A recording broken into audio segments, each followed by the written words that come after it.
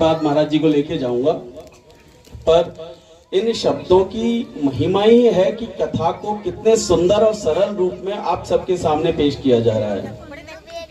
हमारे पिताजी श्री रमेश चंद्र दत्तात्रेय, जो हमारे रामेश्वर धाम मंदिर के संरक्षक भी हैं, उन्होंने पहले दिन कथा सुनी और उसके बाद तबीयत बिल्कुल नासाज होते हुए भी नित्य प्रति आने के लिए कहा कि जब तक मेरे बस में है मैं चलूंगा। अब आप इससे ज्यादा और क्या समझ सकते हैं, जब 81 साल और पेस मेकर लगे हैं, पिताजी को भी कुछ महीनों पहले पेस मेकर लगा है, पर उन्हें भी कथा सुननी है।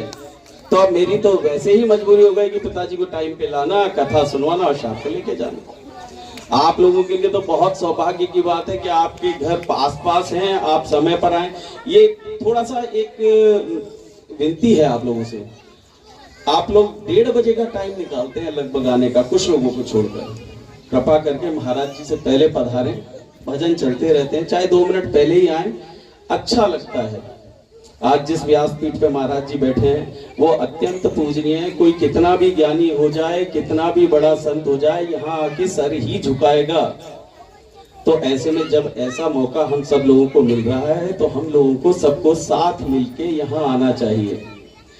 कथा के लिए ये और है कि जैसे हम लोग और जगह पुण्य करते हैं, हम किसी मंदिर में जाएंगे, अभी गोविंद देव जी के मंदिर में जाएंगे, आप 100 रुपए गुल्लक में डाल देंगे।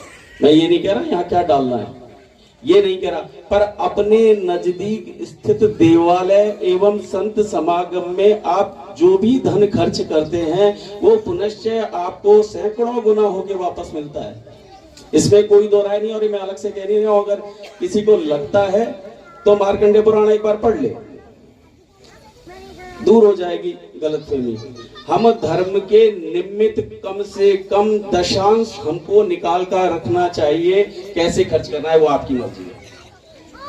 ये दशांश की जो परिभाषा चली है बहुत पुराने समय से चली है। जब हमारे पूर्वज खेतीबाड़ी करते थे तब भी 10वां हिस्सा निकाल के रखते थे कि इससे हमें संतों के लिए कुछ करना है, मंदिर में कुछ करना है, किसी और चीज के लिए कुछ करना है।